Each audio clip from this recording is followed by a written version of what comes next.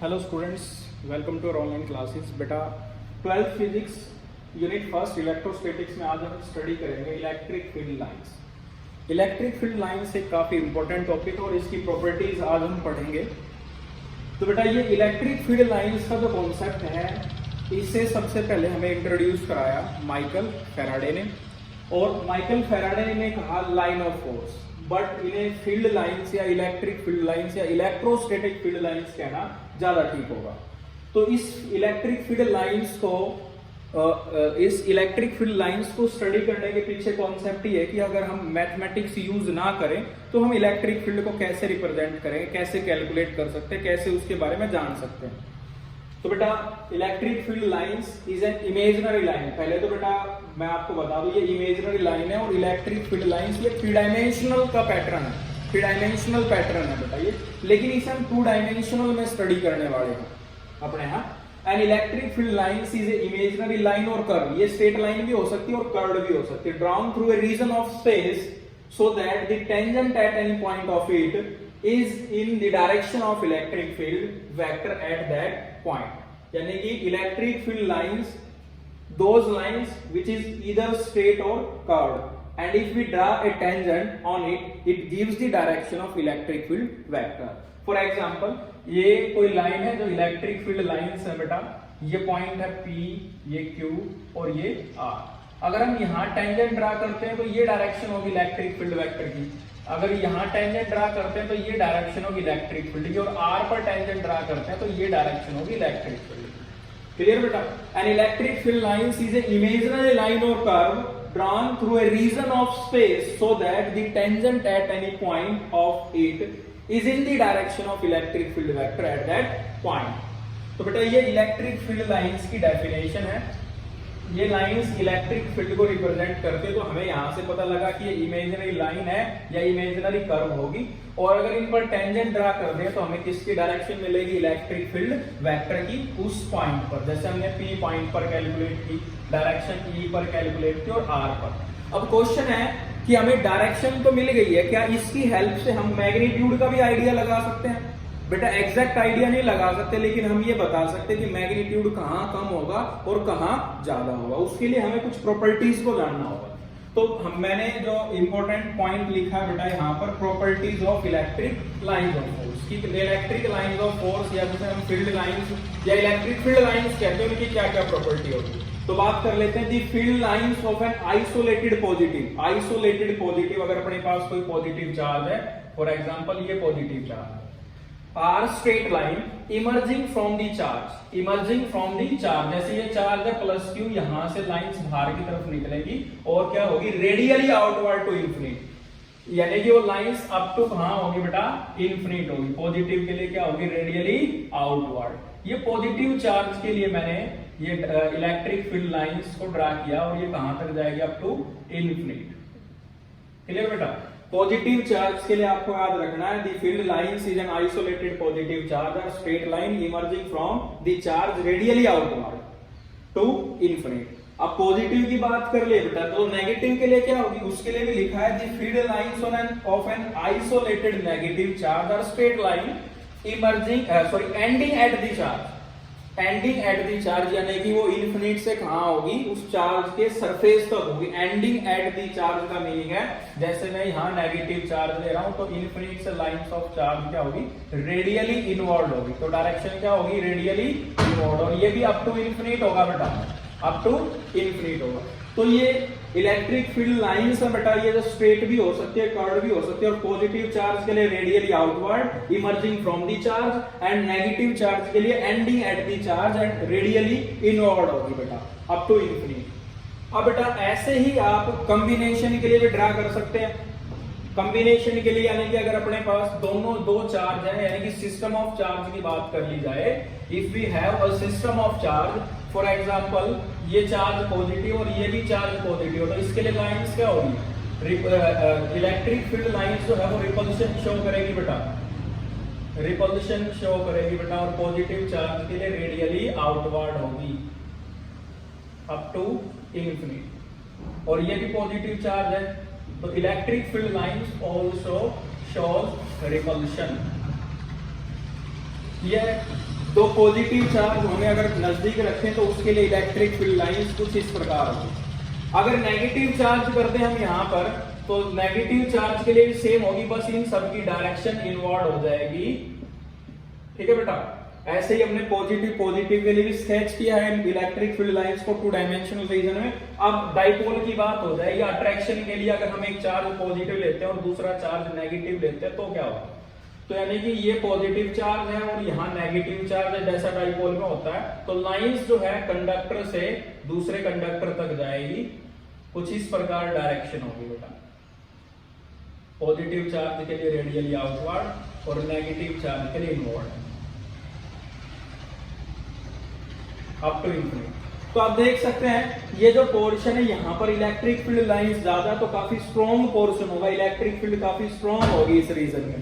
तो ये जो इलेक्ट्रिक फील्ड लाइंस को स्केच किया डाइपोल के केस में, ऐसे ही आप अगर शीट के लिए करेंगे, जैसे कि गॉस थ्योरम में आपने पढ़ाया कि अगर हमारे पास कोई शीट है और उस शीट पर इनफाइनाइटली लॉन्ग शीट है और इस शीट पर चार्ज है पॉजिटिव, तो लाइन जो होगी वो ब्रिस्टल्स की फॉर्म में होगी, जैसे कि टूथब्रश के ब्रिस्टल्स होते हैं, मैंने आपको बताया था पैरेलल स्ट्रेट लाइंस हो जाएंगी।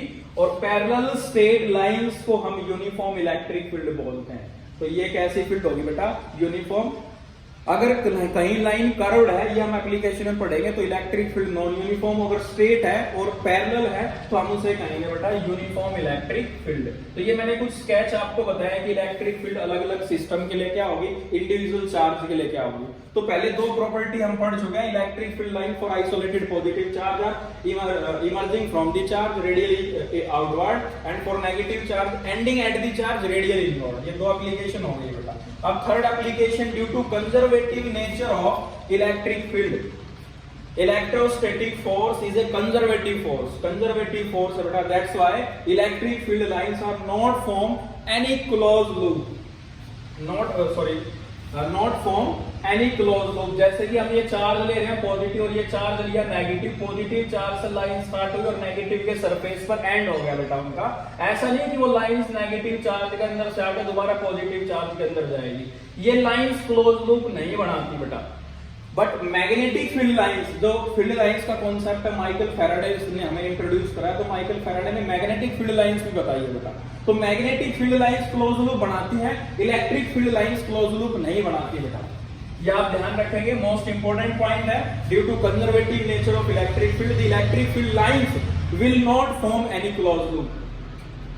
अब बेटा 4th पॉइंट है, field lines are always perpendicular at the surface of a conductor but they never enter inside the conductor. जैसे कि हमारे पास ये कंडक्टर है, पॉजिटिव चार्ज है इस पर प्लस क्यू, तो लाइंस इसके सरफेस से बाहर जाएगी, नेगेटिव होगा तो अंदर आएंगी बेटा, नेगेटिव चार्ज होगा तो वो अंदर आएंगी। कंडक्टर के अंदर लाइंस एंटर नहीं करेगी, जैसे कि मैं कॉम्बिनेशन ले रहा हूं पॉजिटिव और negative line surface to surface होगी, कंडक्टर के अंदर एंटर नहीं करेंगी। Field lines are always normal या परपेंडिकुलर टू द सरफेस, यानी कि जो फील्ड लाइंस आप जानते हो नॉर्मल होगी, 90 डिग्री का एंगल होगा सरफेस के साथ। चाहे आप शीट ले रहे हैं तो भी फील्ड लाइंस नॉर्मल है, स्फीयर ले रहे हैं तो रेडियली आउटवर्ड आप जानते हैं एंगल 90 बनेगा इस केस में। तो 4th ये पॉइंट भी इंपॉर्टेंट है कि field lines are always perpendicular और normal at the surface of a conductor but they never enter inside the conductor because there is no electric field inside the conductor। Conductor के अंदर कोई भी electric field नहीं होगी बेटा, ये कारण है।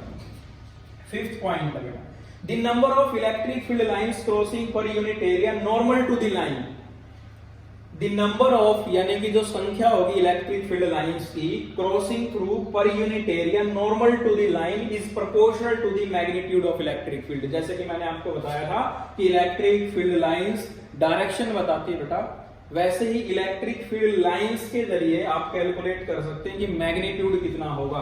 उसके लिए मैं आपको डायग्रामेट्रिकली बताता हूं बेटा कि अगर हमारे पास लाइंस ऐसे हैं यहां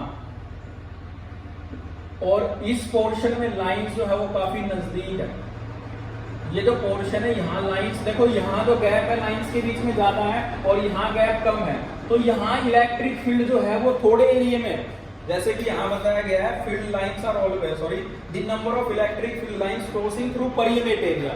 कम एरिया में जितनी ज्यादा लाइंस होंगी बेटा वो उतनी ही ज्यादा स्ट्रॉन्ग इलेक्ट्रिक फील्ड होगी।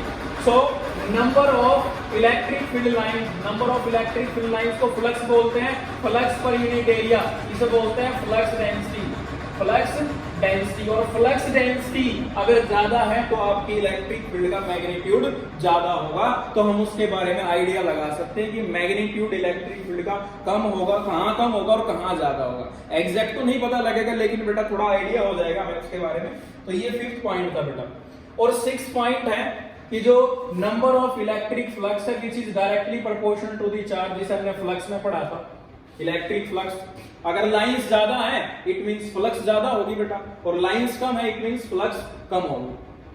अब 6th पॉइंट हम स्टडी करेंगे, the tangent at any point of field lines, किसी भी फील्ड लाइंस पर अगर आप टेंजेंट ड्रा करते हैं, if we draw a tangent on a field lines, जैसे कि बेटा ये हमारे पास पॉजिटिव चार्ज और इसके लिए रेडियली आउटवर्ड डायरेक्शन है, तो मैं यहां पर अगर 1 कूलम चार्ज की बॉडी रखता हूं तो जो डायरेक्शन इलेक्ट्रिक फील्ड की होगी वही डायरेक्शन फोर्स की होगी।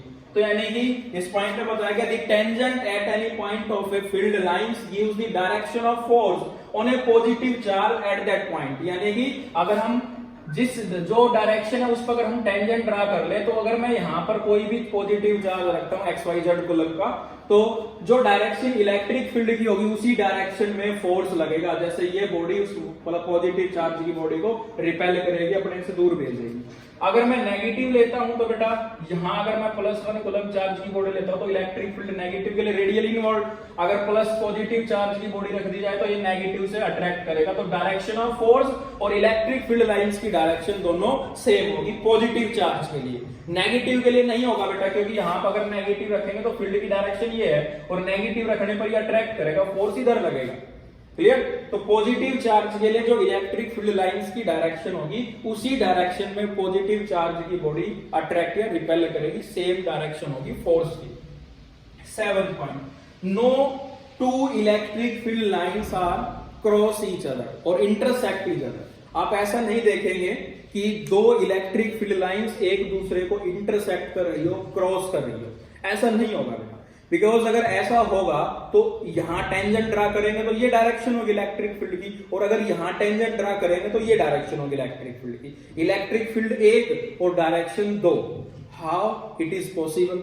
ऐसा नहीं हो सकता बेटा कि एक इलेक्ट्रिक फील्ड और उसकी डायरेक्शन दो है। So two electric lines of force never intersect और never cross each other. If they cross each other they gives two direction of electric field which is practically impossible. So no two electric field lines are cross each other. और last मैंने 8th property, वैसे एक मैंने extra भी आपको बताई बीच में flux की। 8th प्रॉपर्टी है, in a uniform field the field lines are parallel straight line. Uniform field में क्या होगा, जो लाइंस होंगी वो पैरेलल स्ट्रेट लाइन होगी। अगर ये लाइंस कर्व्ड है, कहीं भी कर्व्ड की फॉर्म में है तो वो नॉन यूनिफॉर्म फील्ड होगी बेटा, और अगर ये पैरेलल स्ट्रेट लाइन है तो वो यूनिफॉर्म इलेक्ट्रिक फील्ड को रिप्रेजेंट करेगी। In a uniform field, the field lines are parallel straight lines are equally separated. इनके बीच का गैप भी इक्वल होगा। ठीक है, जैसे बेटा मैं एक रीजन ले रहा हूं, इन लाइंस को आगे थोड़ा सा ऐसे कर देता हूं, तो ये जो फील्ड है ये भी नॉन यूनिफॉर्म है, क्योंकि यहाँ इलेक्ट्रिक फील्ड इंटेंसिटी अलग होगी, इस पोर्शन में अलग है, जैसा कि इस एप्लीकेशन में बताया था। यहाँ field lines are always perpendicular at the surface of conductor. Sorry 5th में बताया था बेटा, the field lines crossing per unit area normal to the field lines, यानी कि यहाँ इलेक्ट्रिक फील्ड ज्यादा होगी इंटेंसिटी, यहाँ इलेक्ट्रिक फील्ड इंटेंसिटी कम होगी। तो ये भी नॉन यूनिफॉर्म है, यानी कि कंडीशन क्या है, पैरेलल स्ट्रेट लाइन और इक्वली स्पेस्ड हो, इनके बीच का गैप इक्वल हो, तो वो यूनिफॉर्म फील्ड होगी बेटा, जैसे कि हमने शीट के लिए किया था और गॉस थ्योरम की एप्लीकेशन भी पढ़ी थी हमने 2 शीट्स के लिए, 4th एंड 5th, तो सेम ऐसा ही होगा। तो बेटा ये थी electric field lines, important concept है, इन्हें डिस्कवर किया गया था बेटा इलेक्ट्रिक फील्ड को समझाने के लिए बेटा, डायरेक्शन बताने के लिए। तो इंपॉर्टेंट टूल है बेटा ये इलेक्ट्रोस्टैटिक्स में, और इन्हीं चीजों को आप मैग्नेटिज्म में भी स्टडी करेंगे, 1-2 प्रॉपर्टी चेंज है, बाकी एज इट इज है। तो बेटा नेक्स्ट जो लेक्चर होगा उसमें हम पढ़ेंगे इक्विपोटेंशियल सरफेसेस के बारे में। तो मिलते हैं बेटा नेक्स्ट लेक्चर में। Thanks for watching.